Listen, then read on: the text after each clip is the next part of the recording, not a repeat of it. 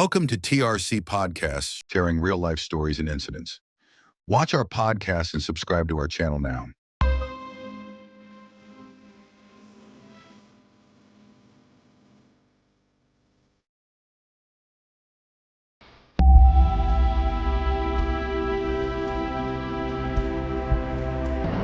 এই ভাস্কর মুন্ডাকে করেছে বলতো? আমি বোস, ভাস্কর বোস। হ্যালো বন্ধুরা, আজকে চলে আসলাম আবার একটা নতুন পডকাস্ট নিয়ে। আর আজকের পডকাস্টটা খুবই স্পেশাল। আজকের পডকাস্টে আমরা একজন নয়, দুজন নয়, আজকে তিনজনের সঙ্গে কথা বলতে চলেছি। আর আজকে একটা বড় কিছু নিয়ে আসতে চলেছি।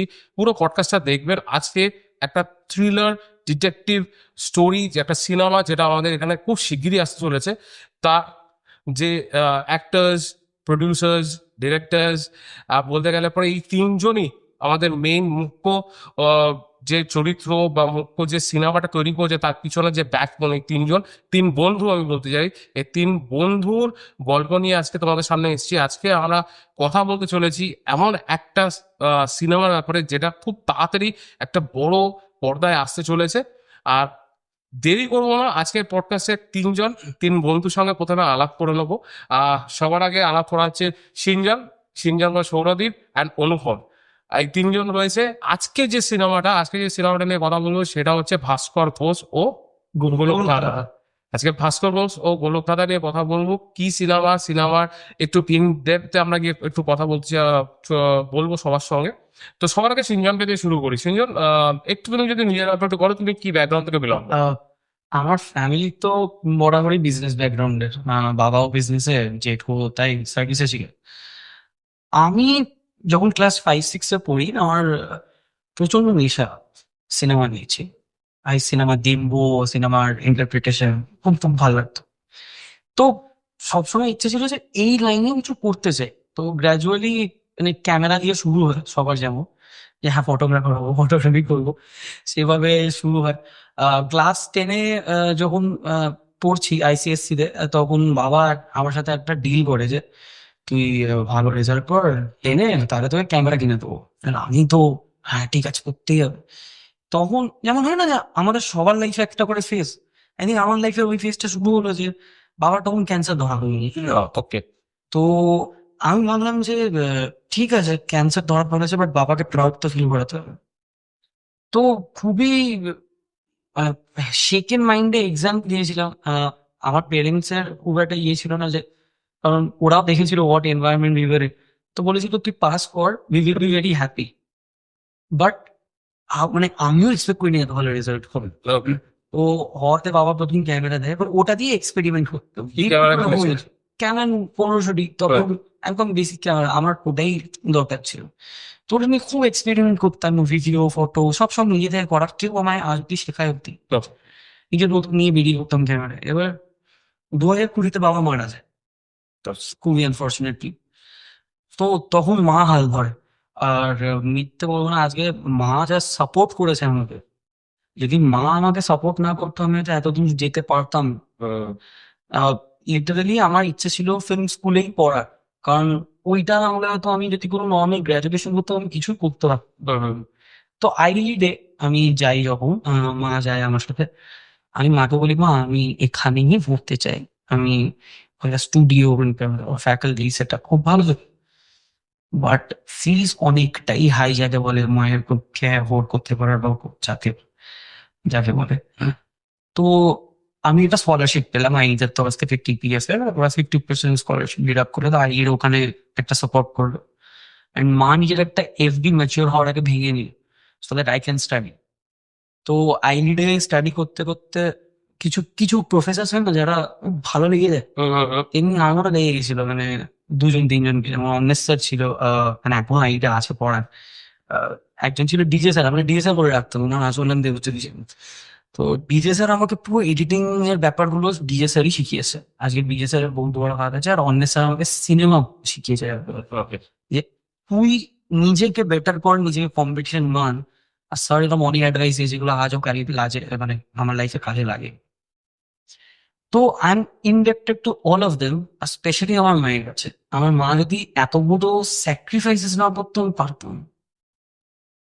এবার ফিল্ম স্কুল ব্যাকগ্রাউন্ড যাকে বলে, ফার্স্ট ইয়ার থেকেই ন্যাক, কিছু পড়বো, তো শর্ট ফিল্ম বানাতে শুরু হবে। কিন্তু কলকাতায় অত রেকগনিশন কেউই আপনার শর্ট ফিল্মসকে দেবেন না যদি না আপনি কোনো বড় লেভেলের স্টার হন। তো আমরা ফেস্টিভ্যালে সাবমিট করি, ফেস্টিভ্যাল সার্কিটে ভালো রেসপন্সেস আসতে শুরু করে, অ্যাওয়ার্ডস সিটি ন্যাশনাল সিলেক্ট হই। তো ওইটা একটা জার্নি ওইখান থেকে যে শুরু হলো। তারপরে তো সৌরদীপদা সাথে দেখা, সৌরদীপদা ছুটি অনুপমের সাথে দেখা, অ্যান্ড তারপরে মানে সৌরদীপদা হয়ে গেল একটা গাইডিং বড় দাদার মতো। তো এই শুনলাম এইটার পর তোর সিনেমাটা এখানটা ল্যাগ আছে জানিস, পাবলিকালি বলে না, আমাকে পার্সোনালি বলে ফোন করে, ভাই এখানটা বেটার হবে, বাট না ঠিক আছে পরেরটা না ঠিক আছে। তো এই যে সাপোর্টটা আমি পেয়েছি সৌদিতা থেকে। আর অনুপম তো বাবা, ওকে রাত্রি 12টায় আমি ফোন করে বলছি, শোন না রাত্রি 3টেতে ছুটি আনবে, তুই আসতে পারবি? ও বারাসাত থেকে কি করে আসবে ও জানে না। ভাই চলে আসবো, কোনো চাপ নেই। বললো 3টেতে চলে হইলো, and আমরা ওকে শুটিং করছি। তো এই যে টিমটা, যেটা আমরা বলি না ফ্যামিলি, Right. ফ্যামিলিটা না পেলে আমি পারবো না। বিয়ানা ক্যামেরা দেখছিলাম তোমরা কতটা মানে নিজেদের পক্ষে একদম মানে খুব ক্লোজলি একদম বন্ডিং রয়েছে। যেরকম আমরা বিভিন্ন জায়গায় খেলতে গেলে দেখি না একটা টিম স্পিরিট, তোমাদের তিনজনকে দেখে সেটাই মনে হয়েছিল আমার। তো এবারে সৌরভদের কাছে একটু যাই। সৌরভ একটু তুমি নিজের ব্যাপারে একটু বলো। হ্যাঁ মানে আমার ব্যাপারটা হচ্ছে যে আমার ওই বলে না যে জলে পড়ে গেছি, তারপর ওখানে আমি 7-8টা কাটতে শিখেছি। আমার হচ্ছে অনেকটা রকম ব্যাপার। আমি সত্যি কথা বলতে কি আমার ফ্যামিলিতে ফিল্ম তো আমি বলবো না, আর্ট রিলেটেড কেউ আমার ফ্যামিলিতে কখনো ছিল না। তো আমি নর্মাল যেরকম স্কুল করি, তারপর জেভিয়ার থেকে গ্র্যাজুয়েশন করি, তারপর চার্টার্ড অ্যাকাউন্টেন্সি করি, যেগুলো পাওয়া করি। এবার আমি যখন কলেজে পড়তাম তখন আমার না লেখা খুব শখ ছিল। সিনেমা টিনেমা আমি ভাবি আমি লিখতাম, এবং আমি গল্প লিখতাম এবং কবিতা লিখতাম। তো আমার একটা গল্পের বই বেরোয়, এবং সেই গল্পের বইটা বেরোনোর পরে সেটা অ্যামাজনে যায়, ফ্লিপকার্টে যায়, এবং কিছু ভালো হয়েছে এটা। এবার আমি না লিখতে থাকি। এবার যখন লিখতে থাকি, লিখতে লিখতে আমার ইচ্ছা হয় যে যেটা আমি লিখছি সেটা আমি মানুষকে দেখাতে পারি। আমার জাস্ট এইরকম একটা শখ ছিল। আমার কোনো আইডিয়া নেই কিভাবে বানাবো, কিভাবে হয়, আমার কিছু জানি না। তো এবার মানে লিখতে লিখতে তখন এবার আমি দেখলাম যে এই যে জিনিসটা আমি লিখছি, আমি তো কিছু একটা ভেবে লিখছি, আমার তো মাথায় কিছু আমি একটা দৃশ্য দেখতে পাচ্ছি, একটা জিনিসটা দেখতে পাচ্ছি, সেম জিনিসটা যদি আমি মানুষকে দেখাই কি হয়। ওখান থেকে আমার ফিল্ম মেকিং জার্নিটা শুরু। আমি সিনেমা বানানো শুরু করি হচ্ছে 2016 সালে। এবার তখন নিজের লেখা গল্পের ওপরই আমি সিনেমা বানাচ্ছি, এবং যখন বানাচ্ছি প্রথমে অনেক ভুল হচ্ছে, এবং লোকে হয়তো আমার যা আশেপাশে আছে হয়তো বলছে খুব ভালো হয়েছে, বাট আমি বুঝতে পারছি না আমি ভালো হয়নি সিনেমাটা আমার। কারণ আমি যেটা মাথায় রেখেছি আমি সেটা দেখাতে পারিনি। তো আমি অন স্পট আমি শিখতে থাকি কিভাবে। আমার ওখান থেকে আমার ক্যামেরা নিয়ে পড়াশুনো, আমার এডিটিং নিয়ে পড়াশুনো, যা করা আমি নিজে থেকে শিখেছি। এবং আমার ব্যাপারটা হয়ে গেছে যে necessity is the mother of invention. আমার ব্যাপারটা অনেকটা এরকম হয়ে গেছে যে আমি যখন একটা সিনেমা বানালাম, আচ্ছা ওকে সিনেমা বানানোর জন্য ক্যামেরা লাগে, তো ক্যামেরাতে আমাকে শিখতে হবে, ক্যামেরা ইউজ করতে হলে লেন্সিং আমাকে জানতে হবে, এবার ক্যামেরার সাথে আমাকে লাইট জানতে হবে। যখন সিনেমাটা হয়ে যাবে পোস্ট প্রোডাকশনে এডিটিং শিখতে হবে, ডাবিং শিখতে হবে। তো আমার এইভাবে জিনিসটা শেখা। এবার এইভাবে আমি করতে থাকি এবং ফাইনালি একটা সিনেমা ক্লাচ অফ দ্য ডিফারেক্ট করেছে, ওটা নন্দনে স্ক্রিনিং, নন্দন সিনেমা নন্দন হলে স্ক্রিনিং হয়। এবং তখন থেকে যাই হোক একটা মোটামুটি একটা রেকগনিশন পাই। আর তারপর ইন দ্য মিড টাইম আমার অনুপমের সাথে দেখা হয়েছে, সিনজনের সাথে দেখা হয়েছে, এবং আমি তো বলছি যে এদের সাথে আমি কাজ করিনি। একটাই কথা বলবো, তুমি যখন ইনফ্লুয়েন্সটা করে আরে বন্ধু, আরে ও বন্ধু না ফ্যামিলি। আমি এদেরকে বন্ধুও মনে করি, দে আর লাইক ফ্যামিলি। তো আমি মানে যখন কোনো কাজ করি, এবং ও যেটা বললো যে ওই রাত্রি 3টের সময় শুট, এরকম পাগলামি ভাবে শুট হয় যে আমাদের না হঠাৎ আমি বললাম যে শুনি আমার না মাথায় একটা আইডিয়া এসেছে, চল করি। অনুপম হ্যাঁ ঠিক আছে চলো করবো। তো আমার এইভাবে জিনিসটা করে। এবং আজকে সত্যি ভাস্কর বোসের মতো একটা প্রজেক্টে যখন আমরা তিনজন একসাথে করছি, ইনফ্যাক্ট বাড়ি যাবে ভাস্কর বোসের যে কলাটা মানে গল্প আমরা লিখছি, বাট আইডিয়াটা কিন্তু সিনজন এনেছিল। যে সিনজন আমাকে বললো যে দাদা ভাস্কর বোস নিয়ে আমরা যদি কিছু করি তো খুব ভালো হয়। তো আমি বললাম, ঠিক আছে চল, লেটস ডু সামথিং। আর আমার ইডিট ফিলার যারা করতে বা লিখতে খুব ভালো। তো তখন আমি ওর সাথে করি। আর অনুপমের সাথে যখন আমি কাজ করি, মানে ওর সাথে আমার প্রথম কাজ হচ্ছে অকল্পনীয় বলে একটা কাজ, শর্ট ফিল্ম সৌদীপ করি। তারপর অলৌকিক করে একটা কাজ করি, এগুলো করি। তো আমি ওর যে কাজটা দেখলাম, আমি ওর কাজের মধ্যে একটা খুব মানে নতুনত্ব যেটা দেখি সেটা হচ্ছে যে ও নিজে যদি মানে মনে করো আমি হয়তো বললাম যে একটা শট নিতে, ও যদি নিজের কনভিন্স না মানে না আমি যতগুলো নিতে না, এটা আমার খুব ভালো লাগলো এই জিনিসটা। এটা সৌরদীপটা বলবো বলে আমাদের বছর বলবো সেরা নৌকার বলে একটা হুম। ফিল্ম হয়েছে। ও না শর্ট নেবে বলে এমন পাগল, হ্যাঁ ওর প্ল্যাটফর্মে তোমার রেল লাইনে নেমে গেছে কি ট্রেন আসতে পারে, আমি চাপ খাচ্ছি, ওর লিখে হ্যাঁ তুই কল দে বলছি ভাই কি বল, তুই কল দে। ওরে ও এমন পাগল শটের জন্য, মানে ও কি বলবো, ও নিজে একটা শট ভাবে মাথায় একটা কিছু ইমেজিন হ্যাঁ। করে নেয় যে ভাই আমি এই শটটা লিখবো। ও ডিরেক্টরকে পিচ করে, ডিরেক্টর হ্যাঁ ঠিক আছে নিয়ে শটটা তোর মতো। ও তারপরে শট নেওয়ার জন্য ট্রেনের মাথায় উঠবে না নীল লাইনে যাবে, ও যাই আসে না। মানে আমি ইনফ্যাক্ট যখন কিছু হয়তো সিনেমা হচ্ছে, আমি হয়তো বললাম যে একটা শর্ট হয়তো ভেবেছি, এখন দরকার নেই ছেড়ে দে না, লাগবে না শর্ট, না আমি তো নেবো দাদা। এবার আমি বলছি তুই নিবি শর্ট, এবার আমাকে তো বিহাইন্ড দ্য পিকচার যে বাইটা তুই থেকে অ্যাক্সিডেন্ট হয়ে যাবে কিছু, না দাদা আমি তো নেবো। এবং আলটিমেটলি শর্টটা নেয়, এবং এতটাই সেই শর্টটা ভালো হয় না, যখন এডিটিং এ বসে আমরা তিনজন একসাথে এডিটিংও করে যখন বসি শর্ট সারানো যায় না। এটা আমি মানে ও পাশে বসে আছে বলে আমি এটা বলছি না, কিন্তু ও যে এরকমই পাবো। এবার আমি সোজা তো চলে যাচ্ছি অনুপমার কাছে। তো তুমি একটু তোমার নিজের ব্যাপারে একটু বলো। তো আমার বাড়ি মালদা, বুঝলেন, কলকাতার সঙ্গে খুব যোগাযোগ ছিল। তো আমার 2021-এ শেষ হয় গ্রাজুয়েশন। যেহেতু করোনা চলছিল তো 1 বছর এক্সটেন্ড হয়ে যায়। তো আমার ছোট থেকেই আমার পুরো ফ্যামিলি ব্যাকগ্রাউন্ডটাই গভর্নমেন্ট জব, প্রাইভেট জব, এগুলো গভর্নমেন্ট জবটা বেশি। তো 2019 বা 20 আমি মাকে বলি মানে ক্যামেরা কিনে দাও, এমনি যা ছবি তুলি। তো ক্যানন 3000 একটু বেসিক মডেল কিনে দাও। তো টুকটাক রাস্তাতে ছবি তুলতাম, স্ট্রিট ফটোগ্রাফি করতাম। এবার সেগুলো ফেসবুকে আপলোড করতাম। সেখান থেকে বিভিন্ন পেজ থেকে একটা আসে খোলা ভাষার জন্য যে ছবি ছাড়া যায়, সেখান থেকে একটা ভালো উৎসাহ জানি। তারপর আমার এক বন্ধু প্রত্যয় মণ্ডল, সে এখন মেডিকেল লাইনে রয়েছে। আর তার সাথে রাহুল দাস হচ্ছে উত্তরবঙ্গের একটা নাম করা একজন ডিরেক্টর, পরিচালক। তো সে একদিন ফোন করে বলে ভাই না অভিনয় করবি? আমি তো জাস্ট বলো আমি তো অবাক, ওরকম একটা ব্যাপার। তো হ্যাঁ করবো। সেখান থেকে একটা সারাংশ দিতে শুরু করেন। মালদা খুব ছোট শহর, তো মানে হঠাৎ করে আমাকে চিলি স্ক্রিনে দেখছি আর কি ইউটিউবে একটা সার্ভিস র্যান্ডম করতে থাকি। তারপর কলকাতাতে আসার একটা সুযোগ হয়, কিন্তু তারপরে চলে আসে করোনা ভাইরাস। তারপর একটা কি বলবো একটা ডিপ্রেশনের একটা ব্যাপার, কাজ থাকতেও আমি কাজ করতে পারছি না actually। তো তারপর বাবা বলে দেখ তুই তো তোর তো রেজাল্ট ভালো এবং তুই জার্নালিজম নিয়ে গ্রাজুয়েশন করেছিস, তো যদি যেতেই হয় না তুই অভিনয়টাকে একটু সাইডে রাখ। তুই অভিনয় ভালো করিস সেটা আমি বলছি না, কিন্তু যেহেতু তুই ফটোটা ভালো করিস তুই একটু ক্যামেরার পেছনটা বেশি কর। ঠিক আছে? তো আমার বাড়ির পাশে একটা দাদা আছে অর্গদীপ শাহ, রিক। তো রিকদা দেখতাম একটা সিনেমা এখন করছে, লেখা আছে সিনেমাটোগ্রাফি। এই যে টার্মটা আমি একদম অজানা ছিল, হোয়াট ইজ সিনেমাটোগ্রাফি। ফটোগ্রাফি জানি, ভিডিওগ্রাফি সিনেমাটোগ্রাফি ব্যাপারটা।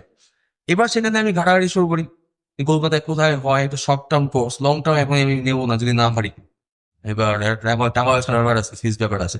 তো আইফাই ইনস্টিটিউট আমার প্রথম ডিপ্লোমা একটা ইনস্টিটিউট, কলকাতা বাসবাণী এখানে আসি, বেশ কিছু শিখি, কিছু দেখা হয় বন্ধু বান্ধবের সাথে, এক্সপিরিয়েন্স করতে শুরু করি। বাট সেখান থেকে শিখি, কিন্তু কাজ পাওয়াটা সেভাবে হয়নি। সেখান থেকে করতে করতে হঠাৎ করে ফেসবুক তো হয়, ফেসবুক যেমন ফ্রডও হয়, কিছু রিয়াল মানুষও থাকে। সেখান থেকে একজন স্যার অভিষেক গাঙ্গুলি যে আমাকে পথ দেখাতে শুরু করে। তো ডাকা হয় যে ওখান থেকে ডিপ্লোমা কর একটা ইন্টার্নশিপ, কাজ শেখ, টাকা পয়সা এখন থেকে ভেবে নিতে মুশকিল, টাকা পয়সা স্বল্প হলেও কাজটা শেখ। সেখান থেকে প্রচুর শর্ট ফিল্ম করতে শুরু করি। প্রথম আমার জীবনে একটা শর্ট ফিল্ম ছিল একটি আমি কি বলবো ওই চোখের চক্ষুদান, যেটা ব্যাপার চক্ষুদানের একটি ডকুমেন্টারি ফিল্ম, সেটা উইজডম ট্রি ক্যাফে বাগাতিতে একটি সরি বালিগঞ্জ ভাইরাস প্রিমিয়ার হয়, প্রচুর লোক আসে দেখতে। তো সেখান থেকে শুরু, তারপর সঞ্জিতের সাথে পরিচয়। বলছে একটা অকল্প নিয়ে করবো, অকল্প নিয়ে একটা শর্ট ফিল্ম করবো, তুই করি? হ্যাঁ করবো। গেলাম, তো দেখলাম যে হয় না যে ডিরেক্টরের সাথে যদি ডিওপি বা সিনেমাটোগ্রাফার যদি অ্যাডজাস্ট না হয়, শুট করে মনে হয় যে আমি হ্যাঁ আমি একটা শট দেখেছি, আমি এই শটটা নেবো, পিচ করলাম, বারণ করে দিল, তো স্যাটিসফাই হয় না। এরকম প্রচুর কাজ করেছি। ব্লু ভেনাম প্রোডাকশন একটা থ্রিলার হরর করেছে, ভালো লাগেনি আর কি, মানে ঠিক ভালো হয়েছে শটগুলো, কিন্তু ঠিক স্যাটিসফাই হয়েছে। তো তারপর কাজটা করি, কাজটা করার পর ভালো রেসপন্স পেতে শুরু করি। তাহলে আরেকটা করেছি অলৌকিক। অলৌকিক মোস্ট অফ দি ডিরেক্টর, এনে কিন্তু ডিরেক্টর একটা আছে। সে প্রসঙ্গে আমি হ্যাঁ আসবো। হ্যাঁ, সৌদিতা কিন্তু সৌদিন যতগুলো সিনেমা হয়েছে আর কি, বেশিরভাগই সৌদিনটা কিন্তু লিড না হওয়ার সাব লিডের ক্যারেক্টার সৌদিতা করে। এটা একদিকে ভালো, খুব চাপের ব্যাপার, আর খুব ভালো আর কি। তো তারপরে এই শতাক্ষী আমাদের অলৌকিকের সাথে যোগাযোগ হয়। শতাক্ষী অলৌকিক করার জন্য কাজ করে, আমরা সিলেক্ট করি, তো অলৌকিক ইয়ে করি। তারপরে সিংহের সাথে পরিচয়। ওই যে বললো না রাত লড়ার সময় পাগলের মতো ফোন করেছিলাম আমি এখন পড়াশোনা করি গ্রেড 9% বারাসাত। তা একটা প্রেজেন্টেশন ছিল, প্রেজেন্টেশন পুরো আমি দিয়েছিলাম, মুখ টুক ভালো ছিল না, আমি এসে শুয়েছিলাম। আমার ফোন করে শুনতে আমাদের শুনি, তো আমার একটা ভাই আছে অনুপম, শোধ করবে, তুই করতে হবে? কবে? বলছে এখনই আসতে হবে। মানে তখন বাজে মোটামুটি রাত্রি 10টা লেগে গেলেন। ফোন দেয়, হ্যাঁ চিনি, মানে এমনি চিনি, এরকম আসতে হবে এখন, ঠিক আছে আসছি। তাহলে একদম লাস্ট ট্রেন ধরে শিয়ালদা বলছেন, তারপর বৃষ্টি নেমে যায়, শুট হয়, কিছু শট বাদ যায়, আবার রিশুট হয়। হ্যাঁ, যেটা বলে আমার ব্যাপারটা কি বলুন তো, আমি সেফটি মেনটেন করি, কিন্তু যে শট মনে হয় আমি নেবো সেটা আমি নেবো, সেটা আজকে না হোক, সে রিশুট করে আমি নেবো। হ্যাঁ, কারণ কি হয় যে কিছু ফ্ল্যাগ সেলস তো থাকে যেগুলো ইয়ে করার জন্য, কিন্তু কিছু শর্ট থাকে না ক্রিয়েটিভিটি নিতে হয়, যেগুলোতে আরেকটু ডেপথ বাড়ে। হ্যাঁ, কিছু মানে চোখে দেখে হ্যাঁ একটা শর্ট গেল একটা ব্যাপার। তো এটা নিয়ে তো শুরু করি। তারপরে ভাস্কর বোস আমার বলেছিল, শুনছেন এটা করবো, কত কি নিবি বল, একটু বাজেট কম আছে, কত কি নিবি বল। বলছে দেখ, বাজেটের ব্যাপার না, যদি কাজ যদি ভালো বেরোয় তো অসুবিধা কি? তখন আমি অতটা সিরিয়াসলি নিয়েছিলাম। তারপর যখন বললো যে এরকম একটা ড্রপ অন শুট করবো, তো আমরা এখন মোটামুটি বেশিরভাগ দিনই নাইট আউটও করি, ডে আউটও করি। আর এর একটু খারাপ বেড়েছে, বুধবার হলে KFC তে অফার দেয়, আরেকটু কেন করে বলে ভাই KFC খাওয়া যেতে হবে, টাকা পয়সা নেই, চ না হয়ে যাবে, ঠিক আছে চ। KFC তে গিয়ে খাবার কম খায়, সিনেমা নিয়ে আলোচনাটা বেশি করি। তো এটা তো থেকে ভালো, কারণ কি, হ্যাঁ, যারা একদম। যারা সিনেমা বানানোর জন্য যে বলে না যে পাগল, আমরা যে পাগল বানানোর জন্য, তো আমরা যখন কোনো কিছুকে ভালোবাসি না, তখন আমরা চাই কি আমরা ওটা নিয়েই সারাক্ষণ থাকবি, মাথায় ওটাই পড়ে। তোমার মাথায় সিন ঘুরবে, ওর মাথায় স্টোরি ঘুরবে, ডিরেক্টরের মাথায় পুরো জিনিসটাকে প্রেজেন্ট করা। কারণ যে ডিরেক্টরের কেস, আমার কথায় ইজ এ মানে ক্যাপ্টেন অফ দ্য শিপ, ঠিক আছে? বাকি স্টোরিটাকে যে একজনের ভাবনা, সেটাকে দাঁড় করানো প্রপারলি, একটা ভিজুয়ালাইজ করে সেটার ভিশনটাকে দিয়ে সেটাকে আমাদের চোখের সামনে নিয়ে আসা, আর সেটা করছে কি ডিওপি, মানে তার পুরো জিনিসটা ডিওপি কে বুঝিয়ে, সে ডিওপির সঙ্গে এই যে মেলবন্ধনটা যদি না হয় না, সিনেমা দাঁড় করানো যায় না। এবার গ্রুপ ক্রিয়েট হয়, হোয়াটসঅ্যাপে কাজ শুরু হয় ড্রপ অন। যখন ড্রপ অনটা আপলোড করি এবং এই খুব ফাস্ট ফরওয়ার্ড, ঠিক আছে, আমরা এক রাতে শুট করে, একদিন আজকে শুট করলাম, আজকে রাতেই এডিট কালার সাউন্ড কমপ্লিট, আচ্ছা, কালকে রিলিজ। মানে এইগুলো মানে স্মল কন্টেন্টের কথা বলছো, মানে যেগুলো মানে ইউটিউবে আসে। হ্যাঁ, যেগুলো এই যে ভাস্কর বসু গ্রিনস যে ওয়ানটা ইনস্টাগ্রামে আমরা পোস্ট করেছি কোলাবোরেশনে, আজকে শুট করেছি, আজকে রাতে এডিট করেছি, সাউন্ড ফাউন্ড নিয়ে কালকে পোস্ট করে দিয়েছি। আচ্ছা, এবার তারপর যখন সত্যিকারে দেখি যে মুম্বাই থেকে যিনি মেন, এই ভাস্কর বোসটা অ্যাকচুয়ালি একটা অডিও স্টোরি বা স্পটিফাইতে রয়েছে, ক্রিয়েট অরিজিনাল ক্রিয়েটার কি নাম মুম্বাই, নিজে বদল ক্যাপচার প্লাস স্টোরি টেলার। তো সে ওখানে কমেন্ট করে, তবে সেটা দেখার পর মানে সামথিং, মানে কি বলবো, মানে স্টোরিটা নিয়ে মোটিভেশন। হ্যাঁ, যা স্টোরি নিয়ে আমরা কাজ করছি, যে পারমিশন দিয়েছে অলরেডি, তার যে ব্যাপারটা ভালো লেগেছে, এটা এর থেকে বড় মানে রিওয়ার্ড কিছু হতে পারে না। কারণ দেখো, আমার জানি না সবাই, আমার কাছে না অ্যাওয়ার্ড থেকে রিওয়ার্ডটা বেশি ফেভার করে। মানুষের ভালোবাসা, আমরা যে সিনেমাটা বানাচ্ছি সে অ্যাওয়ার্ড না পাক, কিন্তু মানুষ যদি ভালো বলে সেটা আমার কাছে সাকসেস। রাইট। এবার আমি একটা সৌরদীপের কাছে একটা কোয়েশ্চেন, হ্যাঁ। Since you are the director of Yes. This film, এই ফিল্মটা মানে যখন মানে শুনেছো, স্টোরিটা যখন শুনেছো, স্টোরিটা শোনার পরে তোমার ভিজুয়ালাইজেশন কিরকম ছিল, আর এটাকে তার বানাতে তোমাদের কতক্ষণ সময় লেগেছে? না, আমি প্রথমেই বলি স্টোরিটা আমরা কিন্তু ভাস্কর বসুদের যে স্টোরি সেটা কিন্তু আমাদের লিখছি, আমরা জাস্ট ক্যারেক্টারটা লিখছি। তো এবার স্টোরিটা আমি আর সিনজান মিলে লিখছি। তো এই যে স্টোরিটা, এটাকে আমি শুধু একটা থ্রিলার স্টোরি বলবো না, এটা হচ্ছে একটা সোশিও থ্রিলার। তার কারণ হচ্ছে এই যে গল্পটার মধ্যে, এই গল্পটার মধ্যে কলকাতার যে ইন্ডিপেন্ডেন্ট ফিল্ম মেকিং আছে সেটা একটা প্রেক্ষাপটও আছে। ওকে। যে আমাদের কলকাতায় আমাদের মতো প্রচুর ইন্ডিপেন্ডেন্ট ফিল্ম মেকার আছে এবং যারা যথেষ্ট ভালো কাজ করছে, কিন্তু কোথাও গিয়ে তারা সেই রেকগনিশনটা পাচ্ছে না, যেটা অনেক কারণ আছে। এইবার এখানে এই যে স্টোরিটা অবভিয়াসলি একটা যে আউটার কোর্ট হচ্ছে একটা থ্রিলার, যে মার্ডার হচ্ছে এবং কে মার্ডার করছে, কেন মার্ডার করছে, সেই রকম একটা ব্যাপার আছে। কিন্তু এই মার্ডারের মধ্যে দিয়েও আমরা দেখাচ্ছি যে একটা ফিল্ম মেকার, যে ইন্ডিপেন্ডেন্ট ফিল্ম মেকিং, সে কি স্ট্রাগলের মধ্যে দিয়ে যাচ্ছে এবং সেই স্ট্রাগলটা আলটিমেটলি মেটেরিয়ালাইজ হচ্ছে না, এবং যে মেটেরিয়ালাইজ হচ্ছে না সেটা কি তাদের ফল্ট নাকি তার জন্য অন্য কিছু দায়ী আছে, সেই এরকম একটা ব্যাপার আছে। আর আমি যদি বলি যে এক্সিকিউশন সত্যি কথা বলতে গেলে আমার খুব একটা অসুবিধা হয়নি, কারণ এক্সিকিউশনে ডিপেন্ড করে হচ্ছে কাস্ট অ্যান্ড ক্রিউয়ের উপর। এবার আমি যেটা আগেই বললাম, যেখানে অনুপম আছে, সিনজন আছে, আমরা এবং আমাদের কাজে না এই পার্টিকুলার ডিপার্টমেন্ট অ্যাসাইন করাটা খুব কঠিন। মানে এখন মনে করো কেউ যদি আমাকে বলে যে এই সিনেমাটা এডিট কে করেছে, এটা আমি বলতে পারবো, কেন বলতে পারবো না? কিছুটা ও করছে, কিছুটা আমি করছি, কিছুটা ও করছে, সিনেমাটা থেকে ও কিছু করছে, আমি কিছু করছে। তো যদি আমরা তিনজনে যেহেতু এবং শুধু তিনজন আমি বলবো না, আমাদের টোটাল যারা কাস্টের মেম্বার আছে তারা প্রত্যেকে এতটাই সাপোর্ট করেছে না, টেকনিক্যালি এক্সিকিউশন আমার সত্যি কথা বলতে গিয়ে খুব একটা অসুবিধা হয়, অনেক সহজ হয়ে গেছে। এটা বলাতে মনে হলো, মানে এই যে আমরা সবাই আসলে পডকাস্ট স্টুডিওতে বসে আছি, তুমি স্টুডিওটা সাজেস্ট করলে হলো। আর একটা মানুষ আছে দিব্যজ্যোতি বলে, আমার এক বন্ধু মোহাম্মদের কাস্টে আছে, পুরো ফিনান্সিয়াল ব্যাপারটা বলে গেছে। তো Divya, thank you so much. Exactly, thank you. Thank you so much. এইবার আমি একটা কথা বলছি, এবার যে ভাস্কর বোস যেটা মুভিটা কথা বলছো, একটু চলে যাই, তোমরা এটাকে মানে কোথায় দেখাতে চাইছো, অডিয়েন্স কারা হতে চায়, মানে প্র্যাকটিক্যাল অডিয়েন্স তুমি কাদের কাছে রিচ করতে চাইছো? টু বি ভেরি অনেস্ট, দেখো, মান্ত্রা স্যার যখন নিজের অডিও স্টোরি সেগমেন্টটা বানিয়েছিলেন ভাস্কর বোস বলে, তো উনি অ্যাজ সাচ টার্গেট অডিয়েন্স রেখেছিলেন ইউথ কে, অ্যান্ড ইউথের মধ্যে this character is very famous. মানে আমি নিজেই কয়েকশো জন এরকম চিনি যারা ভাস্করিয়ান, মানে আমরা ভাস্করিয়ান বলি যারা ভাস্কর থেকে শোনে তাদেরকে। তো যখন গ্লিমসটা রিলিজ হয়, we released it with zero expectations যে 500 ভিউজ হবে হয়তো। আজকে এই মুভমেন্টে দাঁড়িয়ে 8,000-এর উপর ভিউজ হয়েছে। কয়েকটা মানুষ যারা শেয়ার করেছে, মানে আমরা নিজেরা বিশ্বাস করতে পারি না এক এক সময়।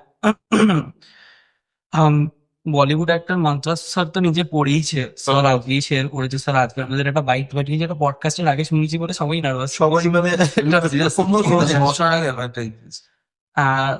রাজেশ স্যার যে বিপ্লবের ক্যারেক্টারটা প্লে করে মেইন অ্যান্টাগনিস্টের, রাজেশ স্যারকে আমরা সেই ছোটবেলা থেকে দেখছি, সেই কামনা প্যার হায় টাইম থেকে দেখছি, উনি এতটাই ফেমাস একজন অ্যাক্টর।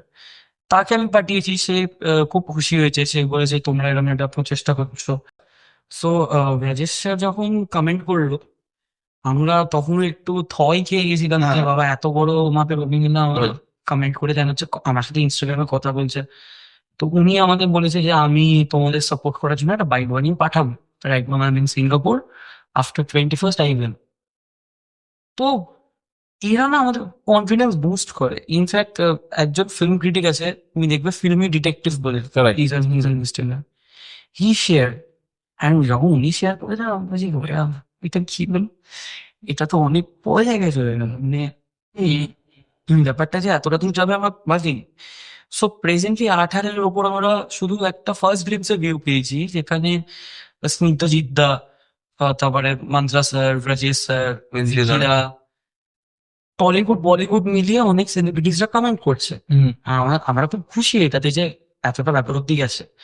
ইনফ্যাক্ট দুদিন আগেও রেমো তার সাথে আমার আলাপ হলো, দেখা হলো হঠাৎ করে লন্ডনে, স্ক্রিনিং এর জন্য এসেছিল। রেমোদাকে আমি দেখাই, রেমোদাকে ভালো লাগলো। রেমোদা আমাকে অনেক জিনিস নিয়ে গাইড করলো। রেমোদা করলো, ঋষভদা করলো, ঋষভদা রিসেন্ট শার্লক হোমস আসছে, সো ঋষভদা গাইড করলো। সৌমদা যে already on stage Feluda play করে, সো এরা আমাকে গাইড করলো যে শুন, কত প্রেশার নেই, নিজের মতো করে কাউকে কপি করার এখানে ব্যাপার নেই। মন্ত্রাসের মতো করে দেয়, শুনলাম চিন্তার মতো, ঠিক ঠিক, একদম ঠিক কথা। ঠিক আছে, নিজের মতো করে কর। ক্যারেক্টারটা তুই প্লে করছিস, মন্ত্রাসার এসে প্লে করছে, এটা মাথায় রাখতে। Maintain your individuality, maintain your originality. এবং আমাদের টার্গেট পুরো কলকাতা, মুম্বাই বা পুরো ভারতবর্ষে যাতে যত ভাস্করিয়ান আছে সবার কাছে এটা যাক। কারণ ভাস্কর বোসের ওপর কোনো কাজ আজ অব্দি হয়নি, এবং নতুন একটা সাবজেক্ট। কারণ দেখো, ফেলুদা মহান, মানে আমাদের সবার গুরু যাকে আমরা বলি, প্রায় একদম উনি লিখেছেন, উনি বানিয়ে গেছেন। আর সৌমিত্র চ্যাটার্জির পর আই থিঙ্ক সব্যসাচী স্যার পর আর ফেলুদা আমরা অতটা কেউ দেখিনি। এক্স্যাক্ট। আমার মাথা ওই জিনিসটা ঢুকে গেছে। হ্যাঁ, ফেলুদা মানে সব্যসাচী, ফেলুদা মানে হচ্ছে সৌমিত্র। একদম। এক্স্যাক্ট। ইনফ্যাক্ট তুমি যদি ব্যোমকেশ দেখো, মানে আমি মহানায়কের ব্যোমকেশের পর খুব কম ব্যোমকেশ দেখেছি। এক্স্যাক্ট। আবির, অনির্বাণ দা নিজের মতো করে আজ কিছু বলতেছি কোষ আবির দা, যিশুদার ব্যোমকেশ প্রচন্ড আন্ডাররেটেড। বাবাই মানে এই ক্যারেক্টারটা তো বলতে গেলে টলিউডের সব যে প্রাইম যারা আছে ফেস, তারা করেই গেছে বাংলা করেছে। এই যে তোমার পডকাস্ট শুভ দিবস, একদম একদম। ও ব্যোমকেশ ও ব্যোমকেশ নিয়ে পড়েছে। করেছে। তো এই যে চেষ্টাটা, ও একটা নিজের মতো করে একটা সাহিত্যের ক্যারেক্টার নিয়ে বসেছে, একটা সাহিত্যের ক্যারেক্টার নিজের মতো প্লে করেছে। আমি সাহিত্যে যাইনি, কারণ ভাস্কর বোন সাহিত্যে লেখাই হয়নি। মান্ত্রাস এবং ক্রিয়েশন এটা পুরোপুরি হি হ্যাজ ডিরেক্টেড, ক্রিয়েটেড, নিজের গলাটা দিয়েছে ভাস্কর। এবং এরকম একটা কাজ না খুব কম বেরোয়, বিকজ ভাস্কর পর্যন্ত পারফেক্ট নয়। ওর নিজের ফ্লজ আছে, ওর নিজের ইমপারফেকশন আছে, আর এই ফ্লজ আর ইমপারফেকশন নিয়েই ভাস্কর। ওকে। এই জন্য ক্যারেক্টারটা আমার মনে ধরে গেছে। এবং আমি একটা জাস্ট কথা বলবো, আমার এই সিনেমাটা করার মেন কারণটাই হচ্ছে এটা, যে ভাস্কর হচ্ছে নতুন একজন গোয়েন্দা। এটাই ছিল আমার মেন কারণ। কারণ এক্সিস্টিং গোয়েন্দা দেখো অনেক কাজ হয়েছে, সৌরভা কাজ করেছে, অনেকে কাজ করেছে, কিন্তু এই ভাস্কর দাস হচ্ছে একটা নতুন যে গোয়েন্দা। বাঙালি চিরকালই থ্রিলার ওই জিনিসটা কিন্তু ভালো পায়, থ্রিলার থেকে বড় কথা ডিটেকটিভ প্রচন্ড ভালোবাসে, প্রচন্ড ভালোবাসে। মানে ইনফ্যাক্ট আমরাও ছোটবেলা থেকে শুনে এসেছি, টিভিতে দেখি, এগুলো আমরা করি। তুমি ডিটেকটিভ বলতে তোমাদের মাথায় আগে কি আসতো? ফেলুদা ব্যোমকেশ। মানে আমি সত্যি বলছি, আমার মধ্যে ফেলুদা। কারণ না, মানে ছোট থেকে, হ্যাঁ, আমি পুজো চ্যাটার্জিকে দেখে বড় হওয়া, তারপরে সব্যসাচী স্যার। তো এই দুজনকে দেখে আমি যখন বড় ছিলাম, আমি সত্যি বলছি ব্যোমকেশের ব্যাপারে আমার কোনো আইডিয়া আগে ছিল না। গোয়েন্দা বুঝতে না, আমি ফেলুদা বুঝতাম, কারণ আমি নিজে হয়তো বড় সত্যজিৎ রায় ভক্ত, তার জন্যও হতে পারে। কিন্তু আজকে শরদিন্দু বন্দ্যোপাধ্যায় লিখেছে ব্যোমকেশ, সত্যজিৎ রায় লিখেছে ফেলুদা, দুজনকেই প্রথম অন স্ক্রিন সত্যজিৎ রায় আনছে। হ্যাঁ, এক্স্যাক্ট। চিড়িয়াখানা এবং সোনাটি। একদম একদম একদম। তো সত্যজিৎ রায় ইমোশনে রেখে গেছে। আমার কাছে ইমোশন এটা ওনার মানে বাঙালিকে তো গোয়েন্দা চরিত্রের সাথে আলাপই আমাদের সত্যজিৎ রায় করা অন একদম স্ক্রিন। একদম একদম। আবার বলতে পারি, এতদিন তো আমরা পুরোনো দিনের কথা বলছি, ফেলুদা বছর বছর চলে এসছে, ব্যোমকেশ বছর চলে এসছে। আবার এখন আমরা নতুন একটা সেগমেন্ট দেখছি, একেন বাবু। হ্যাঁ, নতুন ঢুকেছে, লোকেদের মনে কিন্তু একেন বাবু কিন্তু খুব ভালোভাবে ধরেছে। হ্যাঁ, সেখানেও যে একেন বাবুর যে ক্যারেক্টারটা আছে, সেটাও কোথাও না কোথাও আমার লেগেছে যে ওটা ফেলুদার একজনের স্পেশাল একটা ক্যারেক্টার, কিন্তু মানে লুকসটা, রাইট, যে জটাইং ক্যারেক্টার, রাইট। তার লুকসটা কিন্তু এখানে ইমপ্লিমেন্ট করে, কোথাও না কোথাও ইনফ্লুয়েন্স থাকে। সেমনি আমি আরেকটা জিনিস দেখতে পেয়েছি তোমাদের ভাস্কর বসে বলতে বলতে, আগে একটু ফার্স্ট গ্লিমসটা দেখে নিই, অডিয়েন্সটাও দেখে নিই, কারণ আমরা কি ক্যারেক্টার নিয়ে, আমরা কি মুভিটা নিয়ে কথা বলছি। তো এবার আমরা আপনাদের দেখাতে চলেছি ফার্স্ট গ্লিমস আমার ইউটিউব চ্যানেলে, ভাস্কর বোস ও তার গোলক দাদা।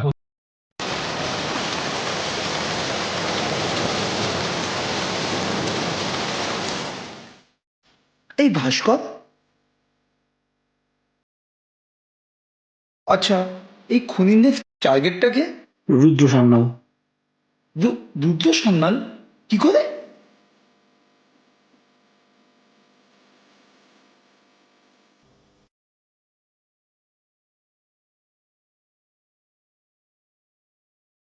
হ্যাঁ ভাস্কর, তখন আমাকে রিপ্লাই দিয়ে দিয়েছে।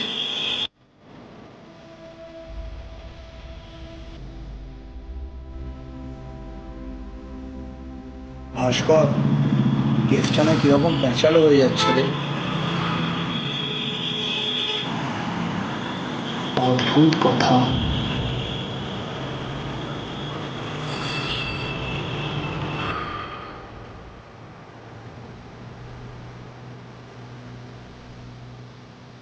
আচ্ছা, আপনি ফেলুদা বা ব্যোমকেশ কেউ তো নন, তাহলে বরং এই গোয়েন্দাগিরিটা একটু কমে করুন। আমি ফেলু মিত্তির বা ব্যোমকেশ নাই হতে পারি,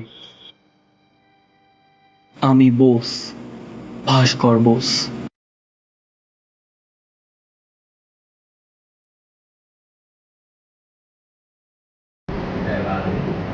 এই ভাস্কর, খুনটা কে করেছে বলতো? দেখো বিকেশ দা, এই মুহূর্তে এটা বলা খুবই মুশকিল কোনটা কে করেছে, কিন্তু ওকে যদি ধরা না হয় তাহলে আমাদের বাংলা চলচ্চিত্র বলে কিন্তু কিছু আর থাকবে না।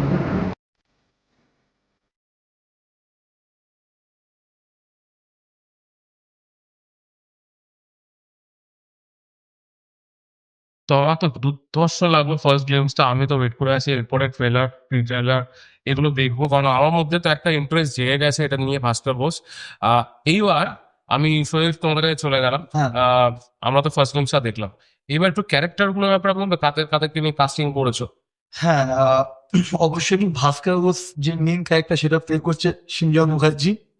এবং ভাস্কর ঘোষের একজন দাদা আছে, মানে নিজের দাদা না, বাট মোগলা দাদা যাকে আমরা বলি, বিকেশ দাস, যেটা ওই অনুভব বললাম না, একদম একদম। আমি প্লে করতে বাধ্য হয়েছি, কারণ এরা দুজন আমাকে বলেছে যে এটা তোমাকে প্লে করতে হবে। ঠিক আছে, আমি সেটাও করছি। বিকেশ দাস ক্যারেক্টারটা বাই দেবে একজন পুলিশ অফিসার, এবং আরো অন্যান্য কলাকুশলীরা আছে যেটা আস্তে আস্তে রিভিল হবে, সেটা আমি এখন বলছি না। এবং অনুভব দাস একটা ছোট্ট ক্যামিওতে আছে, আচ্ছা, ঠিক আছে, কিন্তু খুব ইম্পর্টেন্ট একটা ক্যামিও। মানে স্টোরিটা এটুকু বলতে পারি যে প্রায় ক্লাইম্যাক্সের কাছাকাছি। এবং আমাদের পোস্টার শুট মানে পোস্টার রিভিল খুব তাড়াতাড়ি হচ্ছে, ক্যারেক্টার পোস্টার রিভিল খুব তাড়াতাড়ি হচ্ছে। এবং আর একটাও আমি যেটা বলবো ভাস্কর ঘোষের ব্যাপারে, ভাস্কর ঘোষের লোকেশন কিন্তু অনেক ভালো ভালো জায়গায় আছে, যেটা ভিজুয়াল একটা ট্রিট দেবে অডিয়েন্সকে।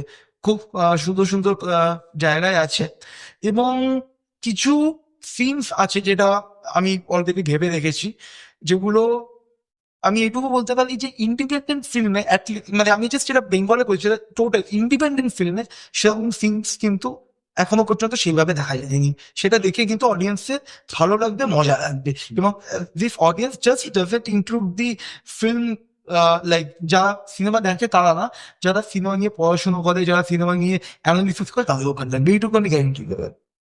জিওপি আমি বলতে পারি যে মানে কিছু শর্ট, যেগুলো যে ফ্রেমগুলো মানুষ মানে খুব ডিটেইলি না দেখলে মানুষ দেখেন, ঠিক আছে, কিছু ফ্রেম মানুষের চোখে লাগবে, যেগুলো বলবে হ্যাঁ এই ফ্রেমটা ভালো হবে, এটা আমার মতো হবে, সেটা আমি গ্যারান্টি। যেটা সোনিকটা ভুললো আর কি, ফার্স্ট গ্লিমসও দেখলাম যে মেট্রোর ভেতর একটা আমাদের কনভারসেশন একটা সিন আছে। তো মেট্রোর ভেতর একটা অ্যাকশন সিকোয়েন্স আমরা অলরেডি শুট করেছি, সেটা অবভিয়াসলি ফার্স্ট গ্লিমসে দেখাইনি। ট্রেলারে একটা ছোট্ট পার্টে ওটা থাকবে, ফিল্মিং পুরো ব্যাপারটা দেখা যাবে যে কেন কি হয়েছিল হচ্ছে। আর কিছু লোকেশনস আমরা ভেবেছি, মানে ভাবা কি মানে হয়ে গেছে আর কি কাজ, সেগুলো রিভিল হবে আস্তে আস্তে তোমার ট্রেলারের থ্রু দিয়ে। অ্যান্ড মানে ইন্ডিপেন্ডেন্ট যে সার্কিট আমরা বলি না, ইন্ডিপেন্ডেন্ট আর্টিস্টরা এই করেছে, ইন্ডিপেন্ডেন্ট করেছে, আমাদের কাস্ট কিন্তু না ইন্ডিপেন্ডেন্ট আর্টিস্টই আছে, কোনো বড় নাম নেই যাকে বলে গেছে। তো ইন্ডিপেন্ডেন্ট আর্টিস্টরাই মিলে আমাদের পুরো কাজটা করা, যেটা বাঞ্চ অফ ইন্ডিপেন্ডেন্ট আর্টিস্ট। এবং আমি একটা কথা বলবো, এই যে আমরা ও যেটা বললো যে কোনো বড় নাম নিই, এটা কিন্তু খুব একটা কনসিয়াস ডিসিশন। মানে আমরা ইচ্ছা করে নিই, তার কারণ হচ্ছে যারা একটু বড় আর্টিস্ট তাদের একটা ব্যাগেজ থাকে, যে মানে আমরা তাদেরকে অলরেডি একটা এমন কোনো ক্যারেক্টারে দেখেছি যেটা আমাদের মাথায় বসে আছে। তো আমরা ইচ্ছা করে চেয়েছিলাম যেহেতু গল্পটা নতুন, যারাই এখানে কাজ করবে, যে আর্টিস্টই কাজ করবে, তাদের জন্য কোনো ব্যাগেজ না থাকে, তাদেরকে যেন দেখে মনে না হয় যে না এ তো এই ক্যারেক্টারটা, সেটাও মনে না, সবাই নতুন ক্যারেক্টার। এটা আমরা সেখানে খুব ভেবেছি, একটা কনসিয়াস ডিসিশন ছিল যে ইন্ডিপেন্ডেন্ট আর্টিস্টদেরকেই আমরা দেবো। অ্যান্ড মানে এটাতে শুভদীপও একটা রোল করছে। শুভদীপ হচ্ছে দেবজ্যোতি, তো আমি বললাম is already in the cast. এরকম অনেকে আছে যারা ভাবো ডেবিউ করছে, এরকমও লোক আছে, বাট মানে তাদের মধ্যে না একটা খিদে আছে যে হ্যাঁ আমি কাজটা করতে চাই, সিরিয়াসনেস দিয়ে কাজটা করতে। তো এই খিদেটা না থাকা খুব ইম্পর্টেন্ট আমি বিশ্বাস করি। And যাদের মধ্যে এই খিদেটা আছে তারাই কাজ করছে আমাদের সাথে। হ্যাঁ, আমার যেটা খুব ভালো লাগে যে অন সেট আমরা যখন আছি, সৌরভদা না ইয়ার্কি মারে না। সৌরভদা সিন নিতেই হলে আমি যদি কোনো ভুল করি আমি ঝাড় খাই, অনুপম যদি কোনো ভুল করে অনুপম ঝাড় খায়, হয়ে গেল সব শিখছে। হ্যাঁ ভাই এবার কি হয়েছে? না যদিও আজের সাথে সাথে ঝাঁপ দেওয়াটা অনেক কমে গেছে, এখন ভুলে গেছে। না, আমি একটা জিনিস তোমাকে বলছি, এই ঝাড় দেওয়া সব কিন্তু আমারও রয়েছে। হ্যাঁ, এই আমার বিহাইন্ড দ্য সিনস যে ক্যামেরা যে করছে সে কিন্তু কম ঝাড় খেলা বলে, ঠিক আছে, কিন্তু আজকে ঝাড় খায় বলে আজকে আউটপুটটা কিন্তু ভালো। এক্স্যাক্টলি এইটাই হচ্ছে কথা, যে আমি এদেরকে একটাই কথা বলি যে দেখ, যদি আমার থেকে ঝাল খাস তাহলে অডিয়েন্সের থেকে ঝাল খাবি না, একদম ঠিক। এটাই হচ্ছে কথা। কারণ কি আলটিমেটলি দেখো, তোমার ভিশনটাই তো তুমি ওর কাছে পোর্ট্রে করছো। এক্স্যাক্টলি, এবার ও যদি সেই জিনিসটা না বুঝতে পারে, আউটপুটটা খারাপ হয়ে যাবে। ঠিক যেমন তোমাদের সঙ্গে আমার একটা কথোপকথন চলছিল যে বাস আমি আউটপুট নিয়ে খুব খুব মানে ইয়ে করবো, আমি যখন কোনো কাজ করবো তো আউটপুটটা যেন ভালো হয়, যাতে অডিয়েন্স সেটাকে অ্যাপ্রিসিয়েট করে। এক্স্যাক্টলি, এটা আমাদের খুব খুব মাথা দেওয়া। কারণ এর আগে আমি নিজে সিনেমা বানিয়েছি, আমি সকালে সিনেমা নিজে বানাবো। হ্যাঁ তো আমি শর্ট ফিল্মস বানাতাম, ফিচার ফিল্মস কোনোদিনই বানাইনি, অফার এসেছিল কিন্তু বানাইনি। হ্যাঁ, তার পিছনে XYZ রিজনস রয়েছে, তো সে ব্যাখ্যায় গেলাম না। বাট আমি শর্ট ফিল্মস বানিয়েছি, আমি ফিল্ম ফেস্টিভ্যাল, আমার যে কটা সিনেমা বেরিয়েছিল সব ফেস্টিভ্যালে গেছে, আমার অ্যাওয়ার্ডটা পেয়েই এসছে। আমি এরকমভাবে কাজ করছি, বাট আমি লাইফে ছেড়ে দিয়েছি, আমি আমার নিজের চ্যানেল পড়েছি, বিকজ আমার কাছে কিছু কনস্ট্রেন্ট লেগেছিল আমার এই লাইনটায়, যে আমি হয়তো একা করতে পারবো না, তোমরা যখন তিনজন মিলে করছো, এই সাপোর্টটা তোমার সেই সময় ছিল না। আর যে তুমি বললে একটা ফিল্ম মেকিং নিজের টিম, তো একদম মানে সিঙ্গেল কেউ করতে পারছে না, তুমি বিশ্বাস করি। মানে আমি মনে করি ফিল্ম মেকিংটাই একমাত্র যে টিম ওয়ার্ক, মানে আমি এজ আ রাইটার আমি একা লিখে নিতে পারবো গল্প, বা এডিট আমি একা করে নিতে পারবো, কিন্তু ফিল্ম মেকিং না, সবাই যদি একসাথে না হয় কাজ করা যায় না। এটা স্বয়ং সত্যিটাই নিজেও এক্স্যাক্ট, কারণ উনি সবই পারতেন, মানে ওনার মতো মানুষ তো আর একবার জন্মাবে না। ঠিক উনি আঁকতে পারতেন, পোস্টার ডিজাইন পারতেন, ক্যামেরার কাজ পারতেন, সাউন্ড পারতেন, গান পারতেন, ডিরেকশন পারতেন, স্টোরি পারতেন, উনি একাই বানিয়ে পারতেন। উনি নিজে কোনো বিষয়ে বিশ্বাস করেননি, উনি সবসময় টিম ওয়ার্ক করছেন।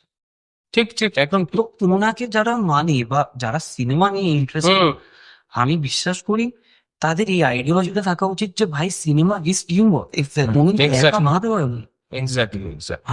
আমরা সত্যিই রেঞ্জ যে চেষ্টাগুলো না আমরা তারা মানে এটা চেষ্টা করা, আমি মনে করি চেষ্টা করাটা না কোথাও একটা ফিল্ম এথিক্স এর এগেনস্ট, যে এটা অ্যাকচুয়ালি তো আমাদের সবার কাজ। এবার এটা আমি একা যদি সবকিছু করি, দেখো একটা মানুষের সব ডিপার্টমেন্টের নলেজ থাকা উচিত, যেটা আমি মনে করি যে অবভিয়াসলি তার সিনেমাটোগ্রাফি, এডিটিং, কাস্টিং এগুলো জানা উচিত, কিন্তু তা মানে না যে সে একা সব কাজগুলো পারবেও না, পারবে না, আর করা উচিত না। ওই যে বলে না, jack of all trades but master of none, ব্যাপারটা ওখানে চলে। হ্যাঁ, নলেজ থাকা ভালো, knowledge is god, Yeah. Knowledge থাকা ভালো, কিন্তু তোমাকে জানতে হবে তোমার নলেজটা কখন কোথায় লাগাতে হবে, হ্যাঁ, এছাড়াও তো কাজ করো। আর একটা ব্যাপার আছে, সিনেমা ইজ আর্ট অ্যাকচুয়ালি, ঠিক আছে? এন্টারটেনমেন্ট তো অবভিয়াসলি, তো আর্টটাকে আমি এক্সিকিউট করবো সিনেমার মাধ্যমে, সেটা কিন্তু খুব প্রয়োজনীয় একটা জিনিস। এখানে আমি একটা তোমাকে ইন্টারাপ্ট করলাম, মানে আর্ট হচ্ছে যারা বানাচ্ছে তাদের কাছে কিন্তু আর্ট, অডিয়েন্সের কাছে ওটা কিন্তু এন্টারটেনমেন্ট, ওই আর্টটাই এন্টারটেনমেন্ট। অবভিয়াসলি আমরা যারা সিনেমা বানাচ্ছি, XYZ, মানে সিনেমাটোগ্রাফার হোক, ডিওপি, ডিরেক্টর, এই তিনজনের কাছে কিন্তু এটা একটা আর্ট। এবার আমি ওটাই বলছি, আর্ট ইজ অ্যাকচুয়ালি এন্টারটেনমেন্ট। কারণ এটা আমি শুধু ফিল্ম মেকিং বলছিলাম, আজকে যখন দারুঞ্চি যখন মাইকেল বানিয়েছিল, মোনালিসা যখন বানিয়েছিল, ওর কাছে আর্ট ছিল, আমাদের প্রতি we get amazed, we get entertained. That's the point, যে আর্ট যে ক্রিয়েশন, বলে না যে art is created in loneliness, it is made for public, that's the thing. একদম, নাহলে সেই জিনিসটা এটা আসবে না। Exactly. এখন অডিয়েন্সও অনেক চালাক যাকে বলে, কারণ অডিয়েন্স জানে কোনটা দেখবো কোনটা দেখবো না। তুমি যদি এখন কুলি নাম্বার 1 রিমেক করতে যাও তাহলে ওরমই হবে। এরকম হয়েও এসছে, আমরা তো দেখছি যে টলিউডের কিছু সিনেমা বলিউড কপি করে বা রিমেক করছে, কপি বলবো আমরা রিমেক করছে, হ্যাঁ। কিন্তু তার রেসপন্স আসছে না, কারণ অলরেডি সেটা একটা জায়গা ক্রিয়েট করে রেখে দিয়েছে। অ্যাকচুয়ালি রিমেকের ব্যাপারে আমি একটা কথা বলতে পারবো, রিমেকটা প্রবলেম না, ইউ ক্যান রিমেক, কিন্তু তোমাকে ওখানে নিজের ইনপুটস দিতে হবে। আমি যদি ফ্রেম টু ফ্রেম কপি করি না, ফ্রেম টু ফ্রেম দরকার হয় না, কারণ আমি যে কোনো সিনেমাকে আজকে বাংলা ডাবিং বা হিন্দি ডাবিং এ দেখে নিতে পারবো উইথ সাবটাইটেল, আমার কোনো প্রবলেম নেই। এবার তোমাকে ওখানে নিজের ইনপুটটা দিতে হবে। আজকে আজকে মানে এরকম তো অনেক আছে, আমি দেখুন সিনেমাটাই যেটা এক হুকা হুয়া ফ্যাসলা, এক হুকা হুয়া ফ্যাসলা তো 12 ব্যাংক ওখান থেকে কি হয়েছে। কিন্তু এক হুকা হুয়া ফ্যাসলাতে কি বলেছে যে অবভিয়াসলি ওখানে নিজস্ব ইনপুট আছে, ওই ইন্ডিয়ান ব্যাপারটা দিয়েছে। আর যখন আমরা 12 ব্যাংক দেখছি তখন ওটা কি হচ্ছে, ওটা কিন্তু যাচ্ছে হচ্ছে একটা আমেরিকান কালচারে, Correct. আবার যখন এখানে যাচ্ছে এখানে নিজস্ব আমরা রিলেট করতে পারবো না, ইন্ডিয়ান অডিয়েন্স ওটা রিলেট করতে পারবো না আমেরিকান স্টাইলটা। That's the point. আমাদের ইন্ডিয়ানটাই লাগে, হ্যাঁ। তাহলে আমরা কোরিলেট করতে পারবো আর ইন্টারেস্টটাও গ্রো করে। যে কারণে ফরেস্ট কাম্প ওখানে অত চলেছিল, এখানে চলে, এখানে চলে। কারণ এখানে তো আমরা ফরেস্ট কাম্পের জিনিসটাকে রিলেট করতে পারছি না। আর আরেকটা জিনিস ফরেস্ট গাম্প আমরা দেখেছি এমন ভাবে যেটা আমাদের মনে গেঁথে গেছে, সেটা হ্যাঁ। ইন্ডিয়ানে যেভাবে রিমেক করেছে Exactly. আমরা সেই জিনিসটাকে আমরা বুঝতে relate পারছি না। করতে পারছি না, রিলেশন না বিল্ড হলে তো এই জিনিসটাকে ঘটে না। বেস্ট এক্সাম্পল বোধ হয় বিশাল ভারদ্বাজের ম্যাকবেথ, Yeah. যেটা মকবুল, Yeah. আমাদের হ্যাডার হলো হ্যামলেট, Yes. আর ওমকারাইস অথেল। তো শেক্সপিয়ারের লেখাকে ইন্ডিয়ান ব্যাকড্রপ মলিফিকাল ব্যাকড্রপে ফেলে বিশাল ভারদ্বাজ যে কাজটা করে গেলে সেটা মানে সত্যি অকল্পনীয়। হুম। ঠিক আছে, কারণ উনি একজন এমন মানুষের নাটক তুলেছে যাকে ফাদার অফ থিয়েটার বলা হয়। তো সেই 3টা নাটককে তুলে এত ভালো ফিল্মস বানানো ইজ নট এ জোক। আমি তো শেক্সপিয়ার ট্রায়ালে, তো এইটাও মানুষকে বুঝতে হয়। আর আমি যেমন বললাম অডিয়েন্স খুব চালাক, তুমি আর চালাকের থেকেও তো কাদের কোয়ালিটি বুদ্ধিমান। অবশ্যই অডিয়েন্স বুদ্ধি নিয়ে এখন আগের মতো তুমি যদি মানে যেটা আমি বলবো দেব বুঝে গেছে, Right. দেব হিসেবে খুব ভালো না, তুমি ভেবে চিন্তে সিনেমা করে। একদম ও জানে এখন পাগলু চলবে না, করবেও না পাগলো তো। ও বলবেও না পাগলু এই জন্য। He is making good film, যেমন রোবো ডাকাত আসছে, ধূমকেতু এত বছর করে রিলিজ হয়েছে, ও জানে এই সিনেমা চলবে। কারণ অডিয়েন্স চেঞ্জ হচ্ছে, অডিয়েন্সের মেন্টালিটি চেঞ্জ হচ্ছে। I think change is necessary. দেখো এটা তো হয়েই এসছে, আমরা চেঞ্জ বলছি, ইটস কল্ড এভলিউশন। একটা বলতে গেলে এভলিউশন। একটা টাইমে পাগলু যখন ছিল, পাগলুর টাইমে পাগলুর টাইপ অফ অডিয়েন্স ছিল, আমরা সেই জিনিসটাকে এনজয় করেছি। আজকে আমাদের কাছে এখন যদি আমি কোরিলেট করি, পাগলুর টাইমে আমাদের কাছে কিন্তু খুব একটা বেশি অপশন ছিল না, বেশি সিনেমা দেখার অপশনস গুলো আমাদের ছিল না, মিডিয়াম ছিল না আমাদের কাছে। আজকে আমাদের ঘরে ঘরে এত ফোনস, ইউটিউব অ্যান্ড এত কিছু মিডিয়ামের ইয়েতে পড়ে গেছি, আমরা ভিতরে পড়ে গেছি। আমরা এখানে বসে আমরা ফরেস্ট ল্যাপের মতন আরো অন্যান্য সিনেমাও কিন্তু আমরা দেখছি। তো আস্তে আস্তে তো আমাদের মধ্যে একটা এভলিউশন রয়েছে। এখন 10 বছর আগে যে জিনিসটা হচ্ছে সেটা যদি এখন আমি এখানে অডিয়েন্সকে দেখাই, আমার অডিয়েন্স সেই জিনিসটা নেবে না, বলবে যে কি ব্যাকডেটেড কি এবার এখানে যেটা মেন, যেটা আমার একটাই কিনেছি নিজস্বতা, আমি কেন বললাম তার কারণ হচ্ছে যে আজকে সাউথের যে সিনেমাগুলো কেন ছোট, একটা কারণ আছে। সাউথের সিনেমা, যে কোনো সাউথের সিনেমা, ইভেন একটা ফ্লপ সিনেমা সেই সাউথে তোলা হয় না, ওখানে সাউথে কিছু এলিমেন্টস থাকে। ও এবার সাউথে এলিমেন্টস যখনই থাকে তখনই তো অডিয়েন্স ওখানে রিলেট করতে পারছে। এবার বাংলাতে কিছু জায়গা আমি বলছি, আর আমি আগেই বলছি, আমি সব সিনেমা বলছি না, আমি জেনারেলাইজ করছি না, কিছু সিনেমা প্রবলেম একটাই জায়গাতে হয়ে যায় যে আজকে আমি হয়তো একটা 7-এর মতো সিনেমাকে আমি হয়তো বাংলায় বানাতেই পারি, কিন্তু আজকে ওখানে ব্র্যাড পিট আর মর্গান ফ্রিম্যান যে কাজটা করেছিল, আমি যদি আজকে ওই জিনিসটাই এখানে গিয়ে ফ্রেম টু ফ্রেম চলবে না, চলবে। কারণ ওখানে কালচারটা ওই জিনিস। আমাকে ওখানে মানে আমি যদি ওখানে থাকা যে দুজন লাইক কফি খেতে খেতে আছে, আমাকে অ্যাটলিস্ট এখানে ওখানে ভাড়ের চা করতে হবে। আমি যদি এই জিনিসটা না করি তাহলে তো সিনেমা চলবে না। ওই ছোট ছোট স্পার্কস, মানে ইন্ডিয়ান স্পার্কস, যেটা আমাদের হ্যাঁ। কানেক্ট করে। এক্স্যাক্টলি, বা আমাদেরকে যেহেতু কানেক্ট করতে পারে না সেই কারণে এখন চলছে না, Correct. আর যেগুলো কানেক্ট করছে সেগুলো চলছে। এবং তার এক্সাম্পল হচ্ছে সাউথ ইন্ডাস্ট্রি। একদম একদম একদম। এবার তোমার কাছে একটুখানি আসে যে ওয়াইল্ড শুটিং, তোমরা যখন শুট করছিলে, তোমাদের কাছে কিরকম পুরো কনস্ট্রেন্ট এসেছিল ফিল্মটা করার সময়? ইন্ডিপেন্ডেন্ট ফিল্ম মেকিং পুরোটাই কনস্ট্যান্ট, তাকে মনে করি। মানে মানে কনফিডেন্স যে কোথায় আসেনি সেটা হয়তো বলা আমার জন্য সহজ হতে। মানে সত্যি কথা বলতে কি, এই যেমন ও মেট্রো একটা সিন বললো, এবার মেট্রোতে যখন শুট করছি, লোকজন আসা যাওয়া সামনে থেকে যাচ্ছে, এইদিকে গেট খুলছে। ইনফ্যাক্ট আমার একটা ঘটনা মনে পড়লো মেট্রো সিনটা করতে গিয়ে। তো লাইক আমি আর সিনজান মেট্রো রাইটে ছিলাম, রাইট সাইডে ছিলাম দরজার সামনে, অনুপম ছিল হচ্ছে লেফট সাইডে, ঠিক আছে। এবং আমাদের সাইডে গেটটা খুলছিল, এবং আমাদের খেয়ালে আসেনি ট্রেনটা পৌঁছে গেছে 5 ফিট, আচ্ছা, উল্টো দিকে গেটটা খুলেছে উল্টো দিকে, অনুপম দেখি বাইরে। আমি আমি জাস্ট মানে আমি ক্যারেক্টার থেকে আউট হয়ে যাবো, ভেতরে। তো আমাদের যে কনফিডেন্ট গুলো, আমি না সত্যি কথা বলতে কি, আমি এগুলোকে কনফিডেন্ট মনে করি না, আমি এগুলোকে মনে করি মানে এগুলো হচ্ছে একটা অনেস্ট এফার্ট। কারণ সত্যি কথা বলতে কি, আমি জেনুইনলি মনে করি যে তারপর 10 লাখ টাকা থাকলে যে খুব ভালো সিনেমা বানাতে পারবে। আসল যে 10 টাকায় সিনেমাটা বানাচ্ছে পরিষ্কার কথা। এক্স্যাক্টলি। আমি এটা বোধহয় আমার লাস্ট পডকাস্টে, হ্যাঁ, যেখানে আই থিঙ্ক ব্যোমকেশ নিয়ে কথা হচ্ছিল, হ্যাঁ, ওটাই বলছিলাম যে অনেকে বলে জিরো বাজেট। হ্যাঁ। বাজেটটা তখন ইম্পর্টেন্স দেবে না, তোমাকে যদি কোয়ালিটি আউটপুট আর কোয়ালিটি কন্টেন্ট যদি থাকে না, পিপল উইল লাভ ইট। সেটা তুমি 10 কোটি দিয়ে বানাও, কি 10 টাকা দিয়ে বানাও, ডাজেন্ট ম্যাটার। 10 কোটি সিনেমা ফ্লপ হচ্ছে, আবার একটা ইন্ডিপেন্ডেন্ট সিনেমা হিট হচ্ছে না। এবার আমি মানে পজিশে বলছি যে আজকে ইন্ডিপেন্ডেন্ট ফিল্মকে কনফিডেন্ট সব থেকে যেটা আমি মনে করি বাজেটারই কনফিডেন্ট, এটা তো একটা থাকে। একদম। আমি মিথ্যা কথা বলবো না, এটা একটা থাকে। কিন্তু ওখানটাই কনফিডেন্টটা কমে যায় যদি টিম মেম্বাররা ভালো হয়।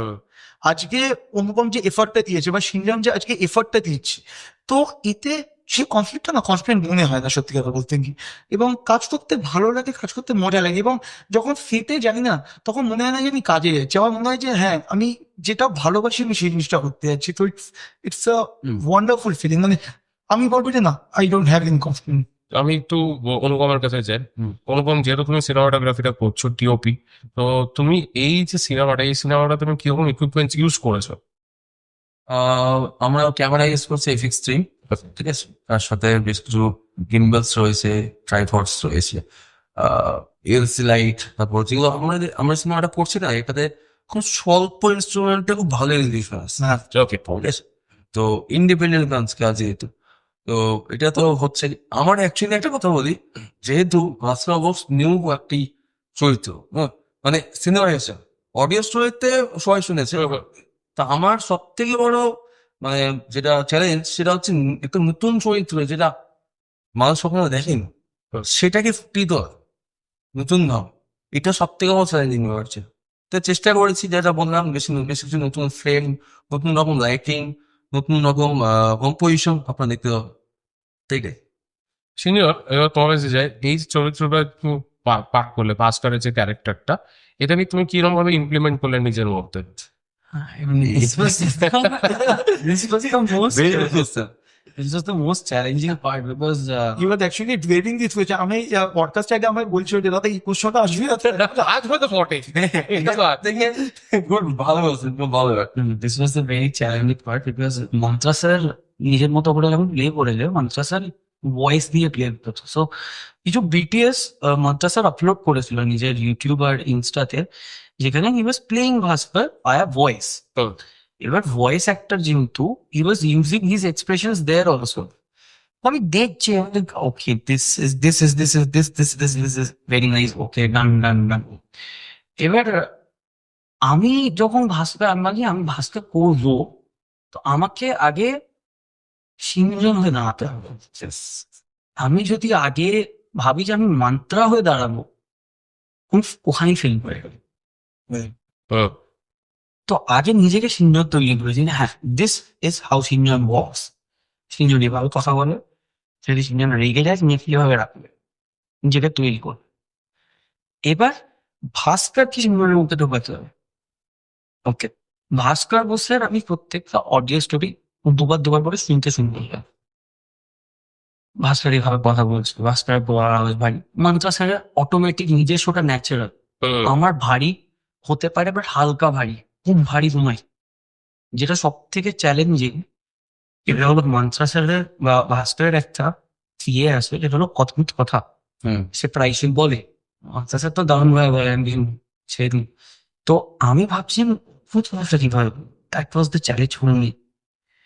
এবার আমি তখন নিজেকে প্রিপেয়ার করছি, আমি আয়নার দাঁড়িয়ে তাকাচ্ছি, তাকিয়ে আমি নিজেকে নিজের মতো বলে যাচ্ছি, বলে আমি আমার এটা অদ্ভুত এভাবে রেডি করেছি।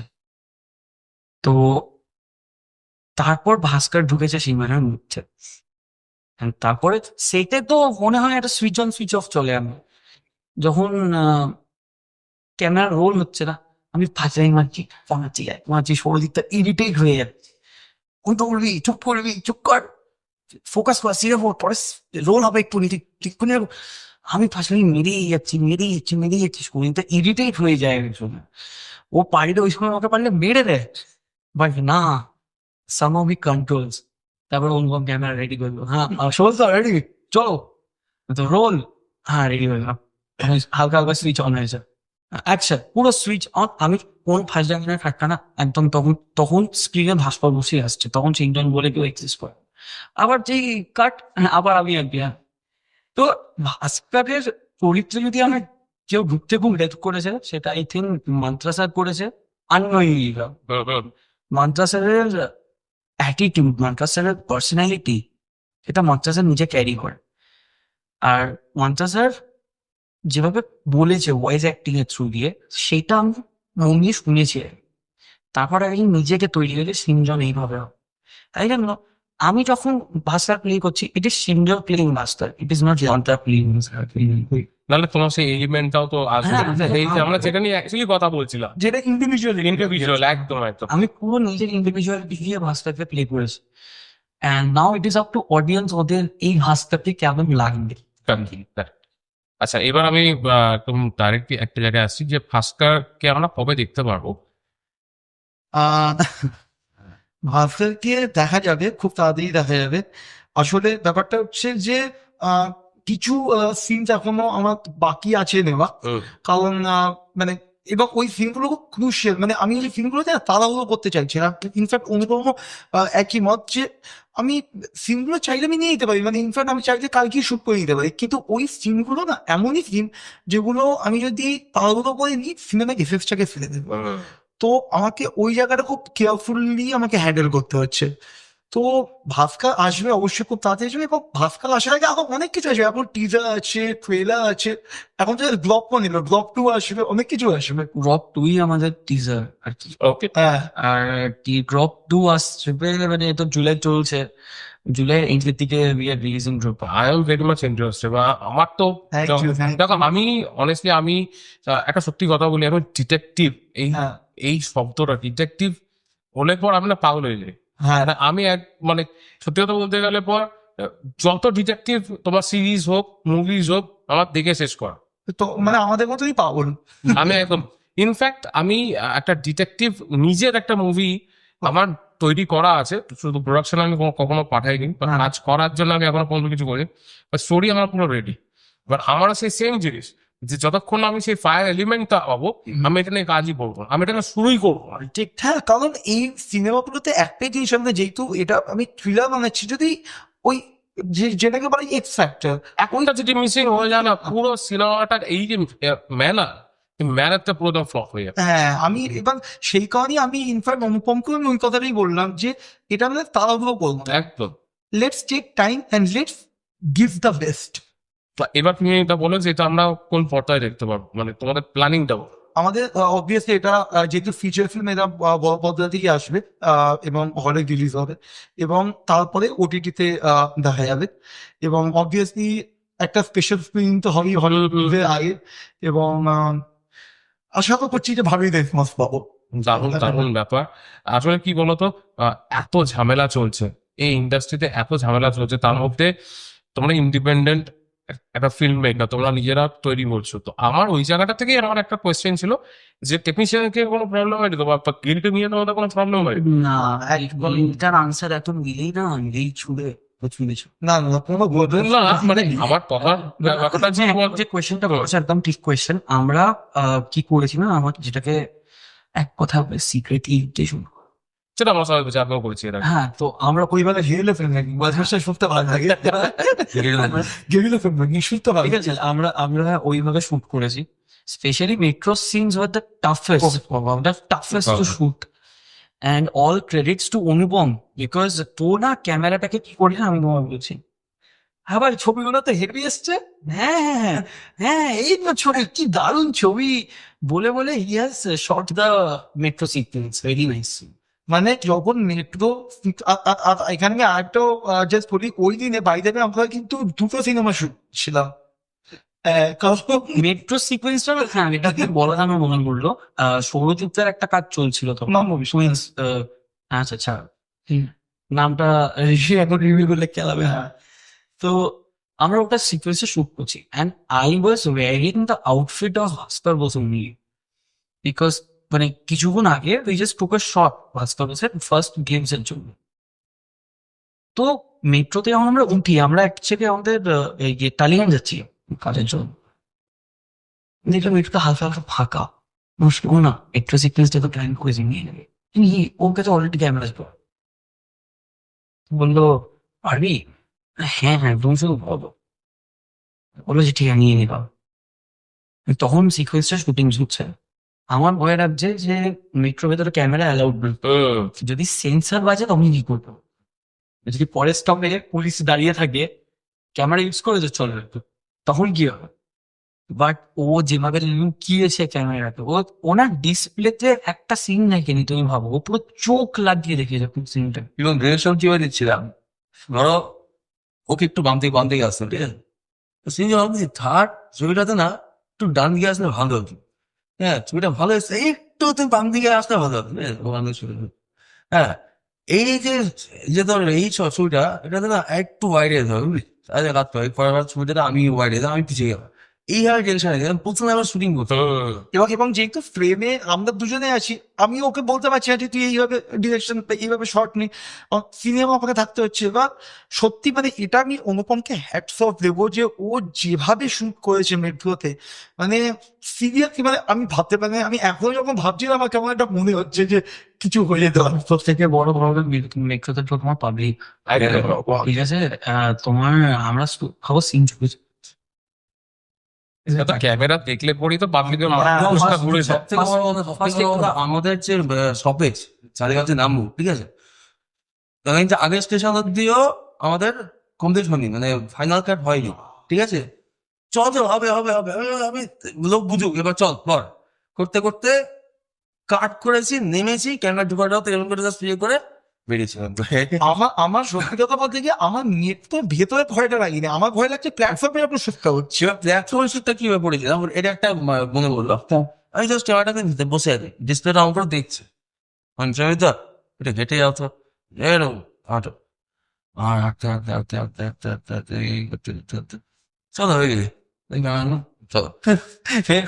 পাবলিকের আর একটা প্রবলেম হলো ওরা ফেলেছে মেট্রোতে সত্যিকারের লড়াই চলছে।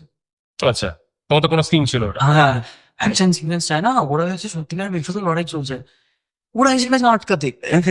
এবার আমার যে কি হলো জিনিসটা, আমরা তো ওই লড়ছি না, আর আমি সব থেকে বোঝাতে হয়। আর আমি আরেকটা জিনিস ওকে তখনই বলেছিলাম, তো রোল করতে থাকবি, কাটবি না, কারণ এডিট কাটা এডিটে ঝুঁকতে পারবো না, করতে থাক। এখন ওটা বোঝাচ্ছি যে অ্যাকচুয়ালি শুটিং চলছে বলো, ও আচ্ছা বলে আমাদের উপর রেগে গেছে। আচ্ছা আজও ভাই আমরা করছি, যদি লড়িও না আমাদের লড়াই, আপনারা কেন মাঝখানে আসছেন। সে বুঝিয়ে বাজিয়ে বুঝুন বাজুন দিয়ে কিছু করে সিন নামিয়েছে। ও বাবা, আর এডিটার যখন বসেছে, এডিটার বন্ধ না হাসি সিনটা বেশ সুন্দর আসছে, মানে রিয়েলিস্টিক এসছে, Realistic এসছে। একদম রিয়েলিস্টিক এসছে। কারণ আমরাও তো চাই একটুখানি সিনেমার মধ্যে একটু রিয়েলিস্টিক ব্যাপারটা থাকুক, ওই এলিমেন্টটাও খুব দরকার। এবার তুমি আমাকে বলো যে তোমরা এই ভাস্কর বোস সিনেমাটা কতদিন ধরে তোমাদের চলছে, মানে শুটিং? খুব খুব ভালো একটা প্রশ্ন করবো।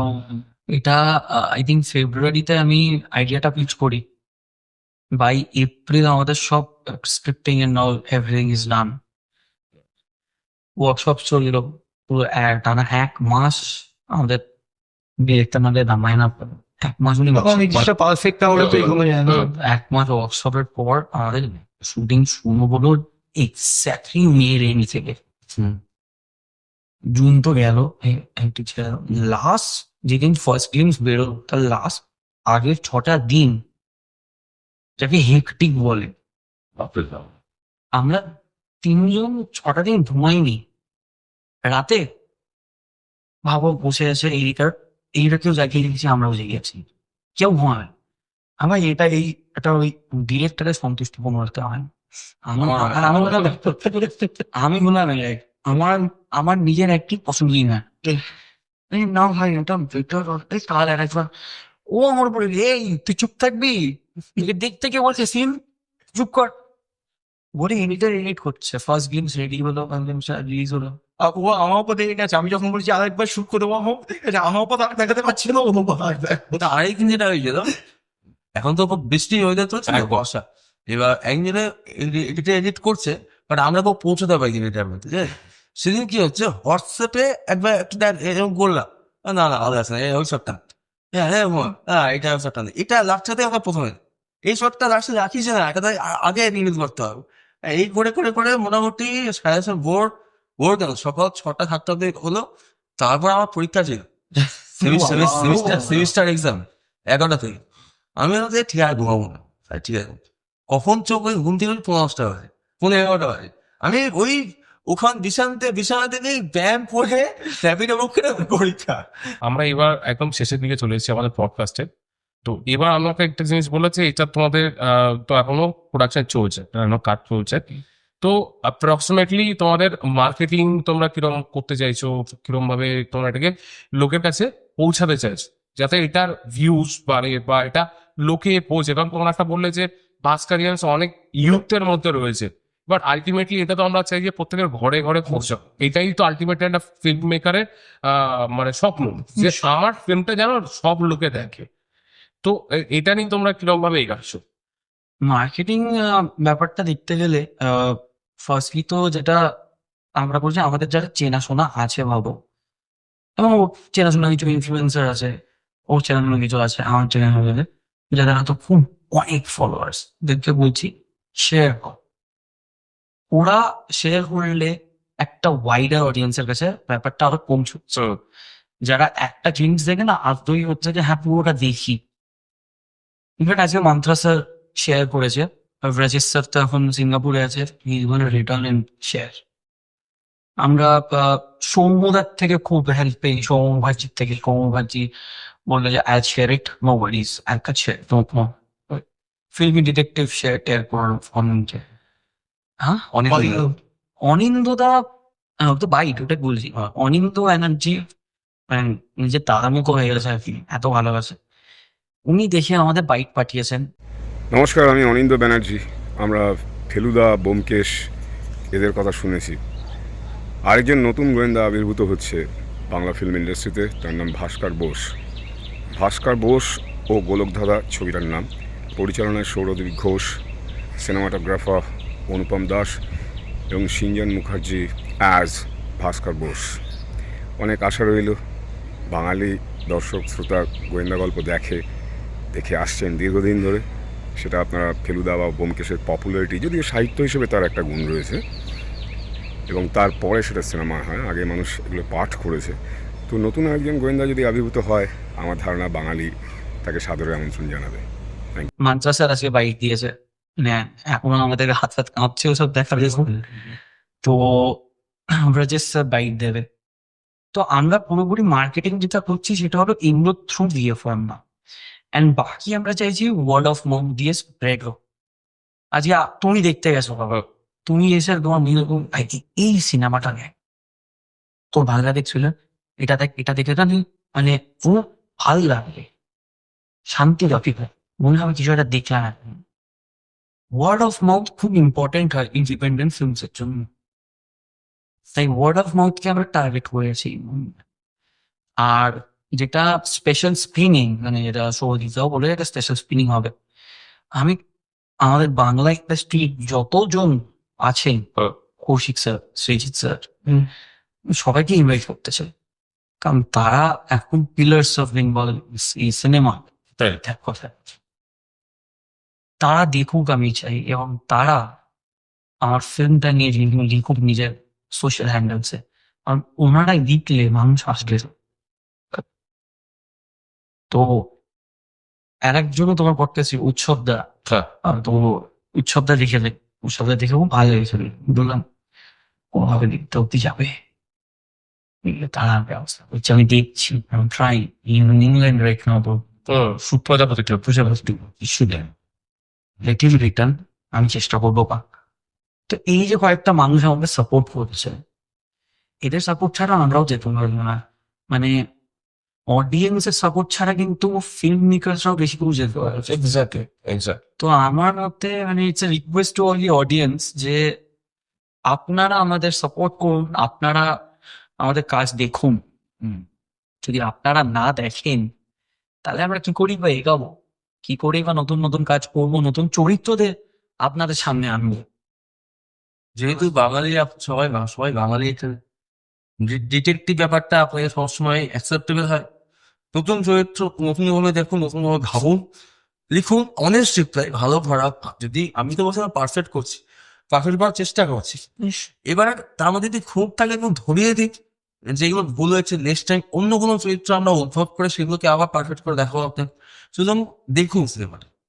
আর পার্থদা তোমাকেও থ্যাংক ইউ এত বড় পডকাস্ট ওটাই বলতে চাচ্ছিলাম যে আজকে পার্থদা মানে তুমি আমাদের এই যে প্ল্যাটফর্মটা দিলে তার জন্য আমি রিয়েলি আরে না, আমি সবসময় ট্যালেন্টেড ইন্ডিভিজুয়ালদেরকে সবসময় আমার পডকাস্টে আমি এখনো বলি, যারা ট্যালেন্টেড ইন্ডিভিজুয়াল ছিল তারা আসুক, তারা তাদের ট্যালেন্ট আমাদেরকে দেখাও। কারণ কি, এরকম প্ল্যাটফর্ম আমাদের কলকাতায় অনেকের কাছে নেই, সবাই সেলিব্রিটি নিয়ে কাজ করছে।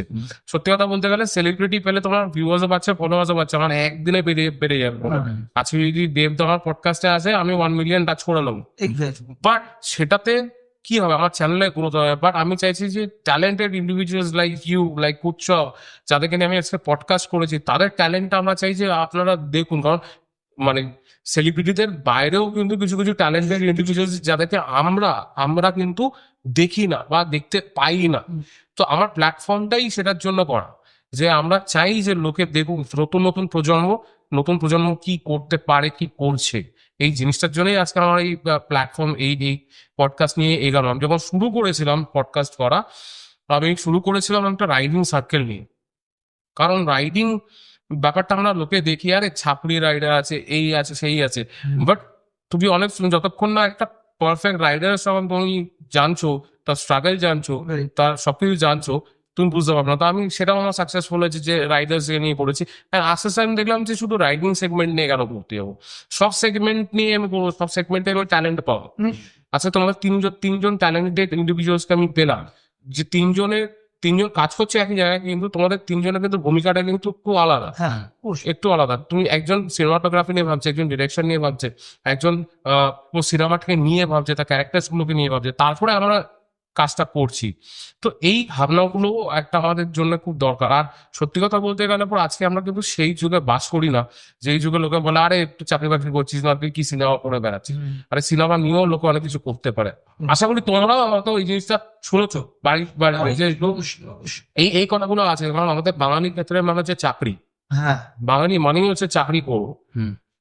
এই মিথটা আমরা ব্রেক করছি। কারণ বাঙালি মানে হ্যাঁ স্ট্রাগল তো সবকিছু তো আছে, চাকরিতে স্ট্রাগল নেই। আচ্ছা, তো আজকে যে সিনেমা বানাচ্ছে, যে সিনেমাতে আমার স্ট্রাগল নেই, প্রচুর স্ট্রাগল আছে। হয়তো 9 to 5 জবের থেকে বেশি স্ট্রাগল আমার এখানে রয়েছে। ভোর 3টের সময় তোমরা শুট করছো, এমনও আছে আমরা কিছু সিন শুট করেছি 4টে 3টে, কারণ আমরা ভোরে আলোটা লাগবে, সারা জেগে রয়েছে। কারণ ঘুমাতে দিলে পরেই ওই চোখের ক্লান্তিটা চলে আসে, তো ক্যামেরা তো সবার আগে তোলা নেবে। তো সেইখানেও তো একটা এফোর্ট রয়েছে। মানে বাঙালি মানে যে চাকরি, এই মিথটা আমাদেরকে ভাঙতে হবে। বাঙালি সবকিছু করতে পারে, অবশ্যই সবকিছু করতে পারে। একটা টার্ম ছিল what Bengal things today, India things today. আমাদের জায়গাটা নষ্ট করে ফেলেছি, বাট আমরা কিন্তু আজকে প্রজন্ম চাইলে জায়গাটা ফেরত নিয়ে আসতে। অবশ্যই এটা একদমই মানে ঠিক। এটা তুমি বললে বলে মানে আজকে খুব কষ্টে আমি অনুরাগ বাসুর নাম্বার জোগাড় করছিলাম। তো আমি ওনাকে পাঠাই আমাদের এইটার ইয়েটা, তো অনুরাগ বাসু সি হবে বলে right now I am with busy, once I get free I reach out to you. তো এই যে সাপোর্ট, যেটা ওনারা তো এস্টাবলিশ, ওনারা না দেখলেও ওনাদের কোনো যায় আসবে না। ওনাদের কেরিয়ার আমাদের সিনেমা দেখলে কিন্তু নয়, ওনারা কেরিয়ার বানিয়ে অন্যদের কেরিয়ার বানাচ্ছে। তো এই যে সাপোর্টটা মান্ত্রা স্যার, অনুরাগ বাসু করলো, আমি ইমতিয়াজ আলীকেও পাঠিয়েছি, উনিও সিন করেছে, আতম কুলকার্নি উনি সিন করেছে।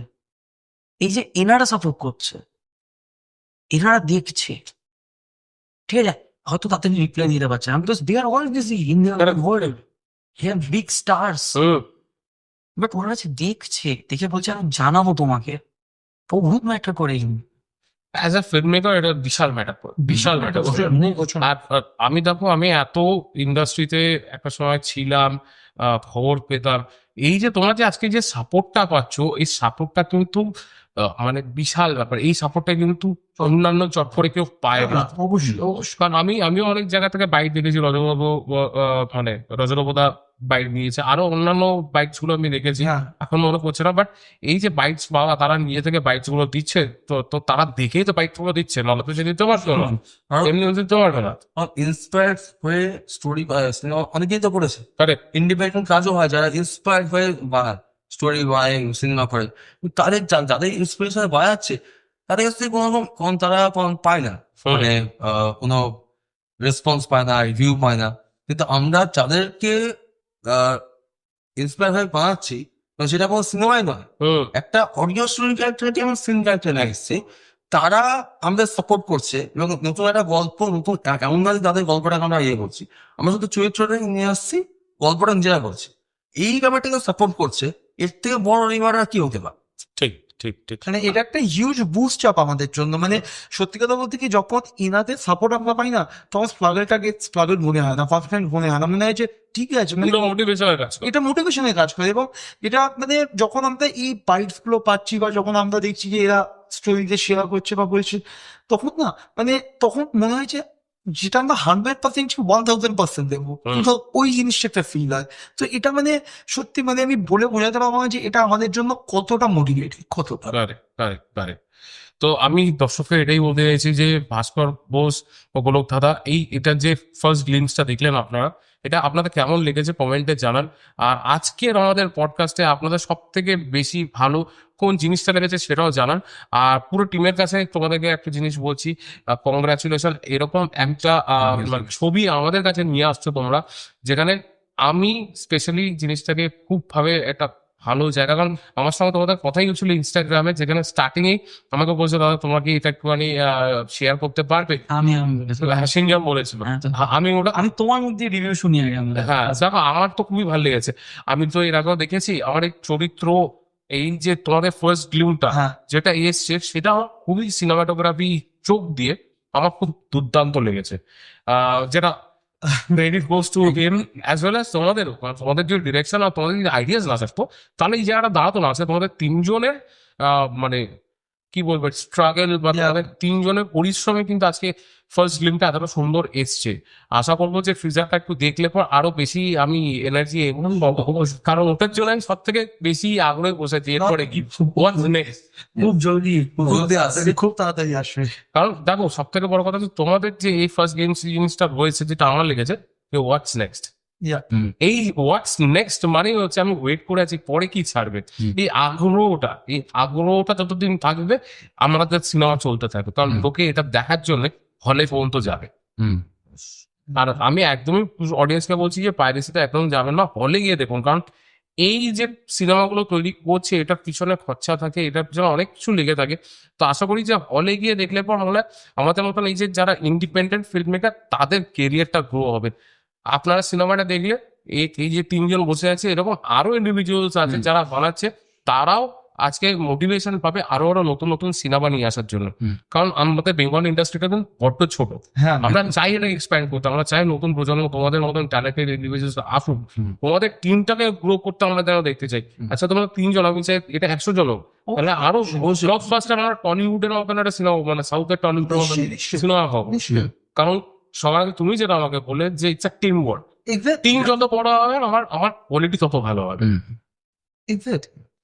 তাই আমাদের পডকাস্টটা আপনাদের কেমন লাগলো সেটা জানার। তার আগে ছোট্ট একটা উপহার আমার 3 বন্ধুর জন্য, আমি বলবো এখন বন্ধুই হয়ে গেছে, বন্ধুর জন্য আমার 3 বন্ধু পরিবার। আমি এখন একজন পরিবারের মেম্বার হয়ে গেলাম। খুব শিগগিরই তোমাদের সঙ্গে আবার আমি একটা পডকাস্টে বসবো।